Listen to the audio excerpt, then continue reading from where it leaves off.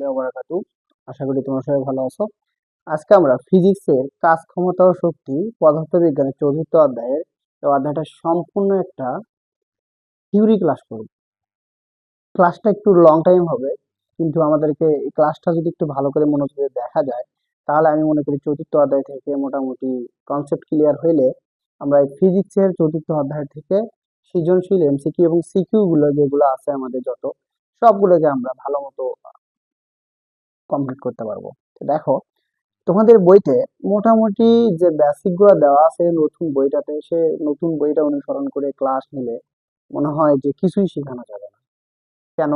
নতুন বইতে যেগুলো দিয়ে দেওয়া আছে ততটা বেটার না। আমরা একটু বিস্তারিত আলোচনা করবো। দেখো, সর্বপ্রথম আমাদেরকে যেটা জানতে হবে এটা হলো আমাদের কাজ, ওয়ার্ক। কাজটা কি? দেখো, আমি তোমাদেরকে চিত্রের মাধ্যমে একটু দেখাই দিচ্ছি। মনে করো এই জায়গায় একজন ব্যক্তি আছে। তাহলে এই ব্যক্তিটা যে এই জায়গায় আছে, তাহলে এই ব্যক্তিটা সারা জীবন যদি এই স্থানে থাকে, সে এই জায়গায় থেকে কোনো জায়গায় চলাচল করতেছে না। ঠিক আছে? তার কারণে তার দ্বারা কিন্তু কোনো কাজ হবে না। কাজ তখনই হবে যখন এই ব্যক্তিটা এই জায়গা থেকে এই জায়গায় আসবে, সাপোজ, তাই না? তেমনি এখানে যে একটা বস্তু আছে, সাপোজ এটা একটা বস্তু, এম ভরের বস্তু, তুমি এটাকে একটা রশি দিয়ে তুমি এখান থেকে এটাকে এইদিকে কি করতেছো, টানতেছো। তাহলে এটা এইদিকে যাবে না? যাবে কিনা? তুমি কিন্তু এইদিকে বল দিছো। দেখো তাহলে কি, এফ বল দিয়ে দিছো, তাহলে এটা কিন্তু এস মিটার কি ঘটবে, সরণ ঘটবে। তাহলে এই ব্যক্তিটা এই জায়গা থেকে যখন এই জায়গায় আসবে, যখন এখানে সরণ ঘটবে তখন কাজটা হবে। তাহলে আমরা কিন্তু বলতে পারি কাজটা কি। দেখো, কাজ হচ্ছে সেটাই যে কোনো বস্তুর উপরে বল প্রয়োগ করলে বস্তুটি যদি বলের দিকে, যেদিকে তুমি বল দিচ্ছ সে বলের দিকে যদি সরণ ঘটে, সেটা হবে আমাদের কাজ বা কৃত কাজ বা ধনাত্মক কাজ। কেন এটা হইলো ধনাত্মক কাজ? কারণ এটা তুমি যেদিকে বল দিচ্ছ এটা সেদিকেই সরণটা ঘটাইছে। তাহলে আমাদের মনে রাখতে হবে যে কোনো বস্তুর উপরে বল প্রয়োগ করলে বস্তু যদি বলের দিকে সরণ ঘটে, তাহলে সেটাকে আমরা কি বলবো, কৃত কাজ বা কাজ বলবো বা ধনাত্মক কাজ বলবো। দেখো, এখন এটা কোন দিকে সরণ করতেছে, বলের দিকে। বলের দিকে কিন্তু সরণ ঘটে, বলের দিকে সরণ ঘটে। এটা হচ্ছে আমাদের কাজ। এখন যদি কাজের সূত্রে চলে যাই, তাহলে সূত্রের ব্যাখ্যায় আমরা কি লিখতে পারি? সূত্রের ব্যাখ্যাটা হবে যে এম ভরের কোন বস্তুর উপর এফ বল প্রয়োগ করলে, এফ বল প্রয়োগে কি মিটার, এস মিটার সরণ ঘটে। এস মিটার কি ঘটে, সরণ ঘটে। তাহলে কৃত কাজ হবে,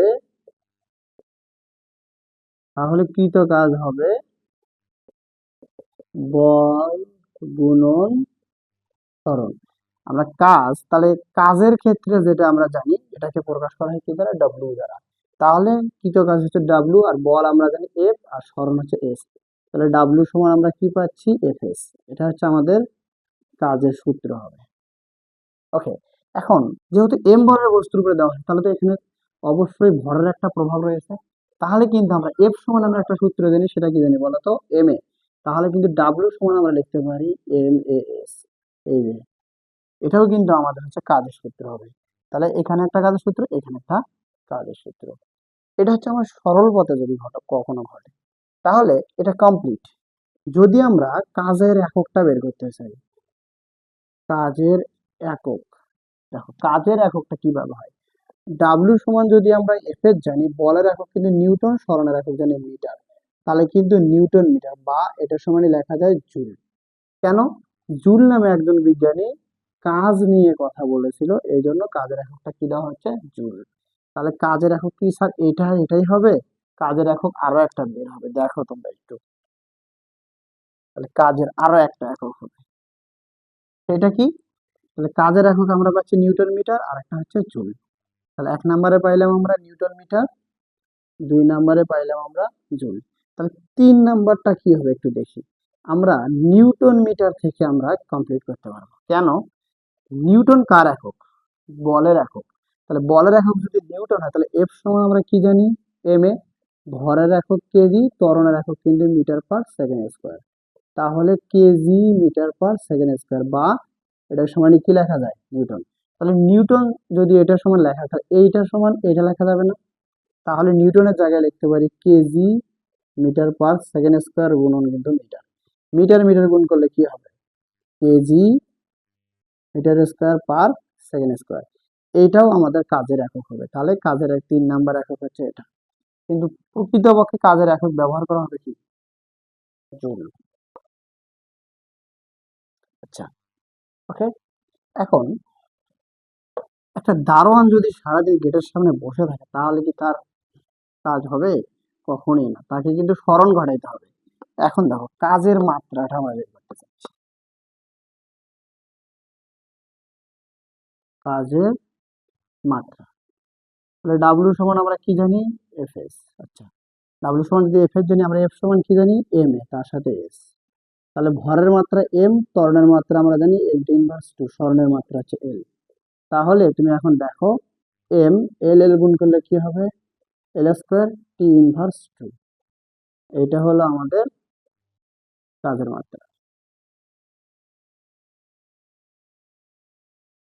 এখন কাজ কি রাশি কিভাবে বুঝি? দেখো, বল ভেক্টর, সরণ ভেক্টর, দুটি ভেক্টরের গুণফলকে বলা হয় স্কেলার। তার মানে কাজ একটি কি রাশি? কাজ একটি স্কেলার রাশি। কাজ একটি স্কেলার রাশি। কেন রাশি? স্কেলার। বাট এখানে বল ভেক্টর, সরণ ভেক্টর, দুটি ভেক্টরের গুণফল হচ্ছে আমাদের কি? স্কেলার রাশি বলা হয়, বা স্কেলার রাশি বলতে পারবো। এটা হচ্ছে আমাদের কাজের ব্যাখ্যা, বা ধনাত্মক কাজের ক্ষেত্রে। দেখো আরেকটা জিনিস তোমাদেরকে ক্লিয়ার করে, সেটা হচ্ছে এইখানে একটা পাহাড় আছে, এক লোক এই জায়গায় আছে, এম ভরের একটা লোক, সে এই উচ্চতায় এখানে উঠলো, উঠে অভিকর্ষ ত্বরণের প্রভাব আছে, তাহলে সেখানে তিনি কত কাজ করবেন? তাহলে সে এখানে আসলে কত কাজ করবেন? তাহলে এই ক্ষেত্রে যদি নিক্ষিপ্ত বা পড়ন্ত বা খারাপ হতে যদি হয়, সেক্ষেত্রে কাজের সূত্র একটু চেঞ্জ হবে। সেটা হবে ডাব্লিউ সমান কি হবে? M G H. এটাও আমাদের কাজের ক্ষেত্রে হবে। তাহলে কাজের সূত্র আমাদের কয়টা হলো? 1 নম্বরে আমরা পাইলাম ডাব্লিউ সমান হচ্ছে এফ এস, 2 নম্বরে ডাব্লিউ সমান এম এস, আর 3 নম্বরে ডাব্লিউ সমান আমরা কি পাচ্ছি? M G H. তিনটা সূত্রেই কাজের ক্ষেত্রে ইউজ হবে। এখন আমরা ঋণাত্মক কাজ সম্বন্ধে একটা ধারণা নেব, বা কাজের ক্ষেত্রে কোণের পরিমাপটা ক্লিয়ার করব।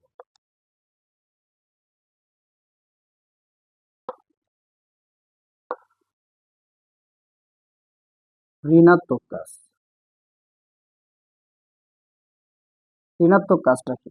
দেখো, এখানে একটা পাথর আছে, এম ভরের একটা পাথর। একজন ব্যক্তি যদি এই পাথরটাকে যদি 2 হাত দিয়ে ধাক্কা দেয়, তাহলে কিন্তু এটা বিপরীত দিকে একটা বল দেবে। বিপরীত দিকে একটা বল দেওয়ার কারণে সরণটা কিন্তু বিপরীত দিকে হবে। তার মানে এটা কোন দিকে? এইদিকে এফ বল দেওয়াতে বলের বিরুদ্ধে একটা সরণ, তাহলে বলের বিরুদ্ধে কি ঘটলো? সরণ ঘটে। তাহলে কোনো বস্তুর উপরে বল প্রয়োগ করলে বস্তু যদি বলের বিরুদ্ধে সরণ ঘটে, তাকে আমরা কি বলবো? ঋণাত্মক কাজ। তাহলে ঋণাত্মক কাজের সূত্রটা হবে ডাব্লিউ সমান এফ এস। এটার সামনে অবশ্যই কি থাকবে? মাইনাস থাকবে। তাহলে ডাব্লিউ সমান মাইনাস কি লেখা যায়? F S. এটা হচ্ছে আমাদের ঋণাত্মক কাজ। তাহলে আমরা কি বলতে পারি? যে কোনো বস্তুর উপরে বল প্রয়োগ করলে বস্তু যদি বলের বিপরীত দিকে, বা মানে বলের বিরুদ্ধে সরণ ঘটায়, তাকে আমরা কি বলবো? ঋণাত্মক কাজ বলবো। তাহলে আমাদের ধনাত্মক কাজ শেষ, ঋণাত্মক কাজ শেষ। এখন আমাদের কাজের সংজ্ঞাটা যদি একটু ছোট্ট করে লিখি তাহলে কেমন হয়? দেখো তো, আমরা কৃত কাজ তখন কি জানি? বল গুণন সরণ। তাহলে আমরা তো একটা জিনিস বলতে পারি, যে বল ও সরণের গুণফলকেই কি বলে? কাজ বলে। তাহলে বল ও সরণের গুণফলকে কি বলে? কাজ বলে। এটাও আমরা বলতে পারি। ঠিক আছে। এখন আমাদের কাজের ক্ষেত্রে কোণের পরিমাপটা জানতে হবে। দেখো একটু, তাহলে আমরা আরো একটা সূত্র পাইলাম, সেটা হচ্ছে ঋণাত্মক কাজের সূত্র। তাহলে 1 নম্বরে যে সূত্র, ডাব্লিউ সমান এফ এস, 2 নম্বরে ডাব্লিউ সমান কি? এম এস, 3 নম্বরে ডাব্লিউ সমান mgh, 4 নম্বরে ডাব্লিউ সমান মাইনাস fs। ঠিক আছে, আর 5 নম্বরে আমাদের একটা সূত্র আরেকটা বের করতে হবে। দেখো সূত্রগুলো আমাদের, মনে করো এই জায়গায় একটা বস্তু আছে, এই বস্তুটাকে তুমি এই দিকে এফ বলে ডাকছো, এটা এই দিকে স্মরণ করতেছে, তাহলে এই জায়গায় একটা কোণ তৈরি করছে, এই কোণটা আমাদের কি কোণ? এটা হচ্ছে থিটা কোণ। এটা কি কোণ? থিটা কোণ। তাহলে এম ভরের একটা বস্তুকে এফ বল প্রয়োগ দিয়ে এস মিটার স্মরণ করানো হচ্ছে এদিকে, তাহলে এই জায়গায় একটা কোণ তৈরি করছে, এই কোণটা আমাদের কি কোণ? থিটা কোণ। তাহলে এইখানে দেখো এটা কিন্তু ভূমি, এটা কিন্তু অতিভুজ। তাহলে আমাদের ত্রিকোণমিতিতে একটা সূত্র আছে যে কস থিটা সমান লেখা যায় ভূমি ভাগ অতিভুজ। তাহলে আমরা কি জানি যে কস থিটা সমান কি? ভূমি ভাগ অতিভুজ। তাহলে এখানে দেখো কসের কিন্তু একটা প্রভাব আছে, তাহলে আমরা কিন্তু এখানে এই সূত্রটা দেখতে পারি ডাব্লিউ সমান এফ এস কস থিটা। এটা কখন ইউজ হবে? আমাদের কাজের ক্ষেত্রে যখন 3 ধরনের প্রশ্ন করবে, যে কাজের মান কখন ধনাত্মক হবে, কাজের মান কখন ঋণাত্মক হবে, এবং কাজের মান কখন কি হবে? শূন্য হবে। দেখো আমি এটা ক্লিয়ার করতেছি, এই 3টা ক্লিয়ার করে দিচ্ছি তোমাদের কিভাবে। যখন এখানে কিন্তু তোমরা দেখতে পাচ্ছ এখানে একটা কোণ তৈরি করছে, এই কোণটা কিন্তু 90 ডিগ্রি মানে সমকোণ, আর এইখানে একটা কোণ তৈরি করছে, এটার ক্ষেত্রে 90 ডিগ্রি অপেক্ষা এটা ছোট, 45 ডিগ্রি হইতে পারে বা 60 ডিগ্রি, তাহলে এটা এফ, এটা এস। আর এটার ক্ষেত্রে যদি দেখাই, এই জায়গায় একটা কোণ তৈরি করছে, এই জায়গায় এটা সাপোজ 120 ডিগ্রি ধরলাম সরণ। তাহলে এখন দেখো এফ বল প্রয়োগ করা হয়েছে, যদি আমাদের 90 ডিগ্রি কোণ উৎপন্ন করে কাজের ক্ষেত্রে, তাহলে এই কাজের মানটা সূত্রটা হবে ডাব্লিউ সমান এফ এস কস থিটা। তাহলে থিটার মানটা কত ডিগ্রি? 90 ডিগ্রি। এখানে ক্যালকুলেশন গুলো তুমি এখানে কি পাবা? কাজের মানটা শূন্য পাবা, কনফার্ম। তুমি এখানে একটা বল দিবা, মান দেওয়া থাকবে সরণ, তাহলে এখানের জন্য সূত্র হবে ডাব্লিউ সমান কি? F S cos theta. তো থিটার মানটা আমাদের এখানে কত ডিগ্রি? 45 ডিগ্রি। তুমি এখানে কাজের মানটা অলওয়েজ পজিটিভ পাবা, I am sure.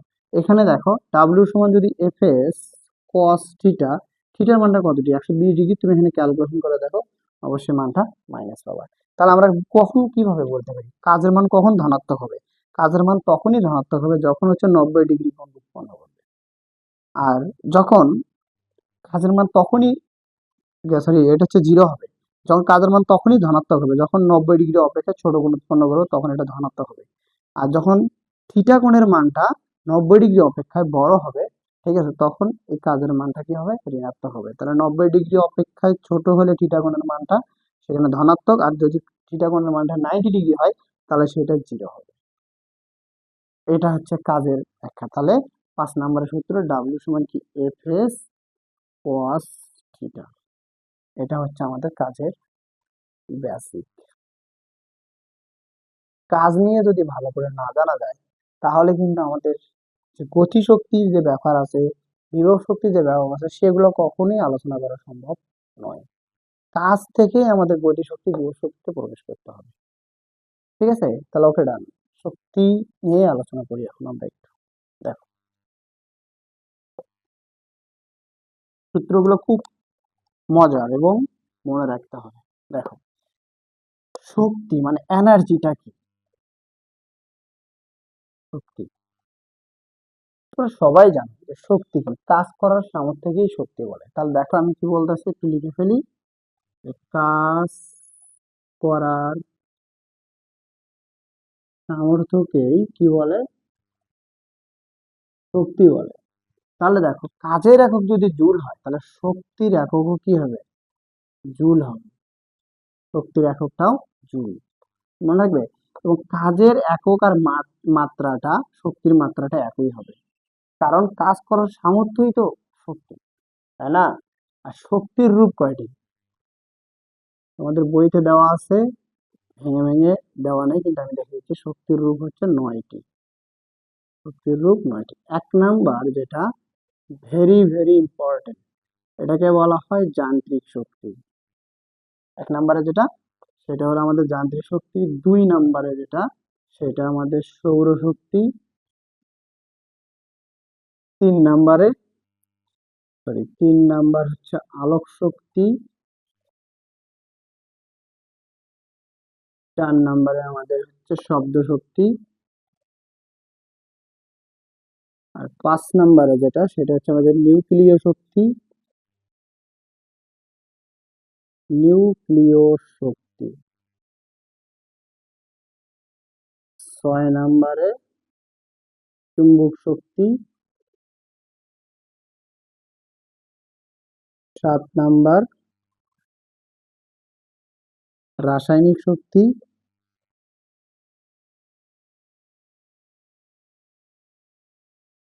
R 8 number আমাদের যান্ত্রিক, সৌর, আলোক, শব্দ, নিউক্লিয়, চুম্বক, রাসায়নিক শক্তি, আর সৌর শক্তি, আর হচ্ছে আমাদের এখানে আরো দুইটা শক্তি আছে, তো মনে করার চেষ্টা করা হোক। আলোক শক্তি, শব্দ শক্তি, নিউক্লিয় শক্তি, চুম্বক শক্তি, রাসায়নিক শক্তি, তড়িৎ শক্তি বা বিদ্যুৎ শক্তি যেটা আমরা বলি, এটা হচ্ছে বিদ্যুৎ শক্তি। 9 নাম্বারে আরেকটা আছে আমাদের, একটু মনে করি, দাঁড়াও। সৌর, আলোক, শব্দ, নিউক্লিয়, চুম্বক, রাসায়নিক, বিদ্যুৎ, আরেকটা আমাদের হচ্ছে শব্দ শক্তি লিখছি, নিউক্লিয় শক্তি লিখছি, চুম্বক শক্তি, রাসায়নিক শক্তি, বিদ্যুৎ শক্তি, আলোক শক্তি, সৌর শক্তি, যান্ত্রিক শক্তি, আরেকটা শক্তি আমাদের সেটা হচ্ছে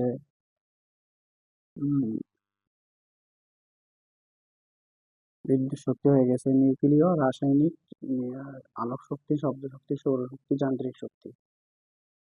এখানে আমাদের আরেকটা শক্তি আছে, আচ্ছা একটু মনে করতেছে না আমার, এটা 9 নাম্বার শক্তিটা।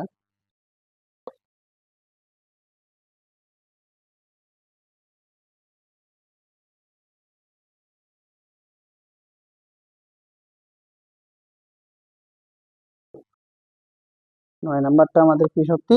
তাপ শক্তি। এর মধ্যে সব থেকে ভেরি ভেরি ইম্পর্টেন্ট যেটা হচ্ছে সেটা আমাদের কি শক্তি? যান্ত্রিক শক্তি। যান্ত্রিক শক্তি দিয়ে আমাদের এই ফিজিক্সের 4র্থ অধ্যায়ের সব থেকে বেশি কনসেপ্ট আলোচনা করা হয়েছে। আমাদের এখানে শক্তির 9টা রূপ। এখন শক্তির নিত্যতা সূত্রটা জানতে হবে। কি? শক্তি এক রূপ থেকে অন্য রূপে কি হয়? রূপান্তরিত হয়। শক্তি কখনো ধ্বংস বা বিনষ্ট হয় না। এটাই হচ্ছে শক্তির নিত্যতা সূত্র। এটা একটু মনে রাখতে হবে। শক্তি কখনো ধ্বংস বা বিনষ্ট হবে না।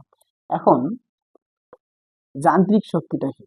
দেখো, যান্ত্রিক শক্তি হচ্ছে বস্তুর আকার ও অবস্থানের উপরে ভিত্তি করে যে শক্তিটা পাওয়া যায় সেটা হচ্ছে আমাদের কি? যান্ত্রিক শক্তি। যান্ত্রিক শক্তি 2 প্রকার। যান্ত্রিক শক্তি কয় প্রকার? 2 প্রকার। একটা হলো আমাদের গতি শক্তি, আরেকটা হলো আমাদের বিভব শক্তি, বা এর আরেকটা নাম আছে, এটাকে বলি আমরা স্থিতি শক্তি। এখন গতি শক্তি কোনটা? এটা হচ্ছে কাইনেটিক এনার্জি। এটাকে প্রকাশ করা হবে কি দ্বারা? ইকে বা টি দ্বারা। আর বিভব শক্তিকে প্রকাশ করা হবে ইপি অথবা ভি দ্বারা। ঠিক আছে, আমরা ভিপি বলতে পারি এটা। তাহলে দেখো, E for energy, K for kinetic, তাহলে kinetic energy, E for energy, P for potential.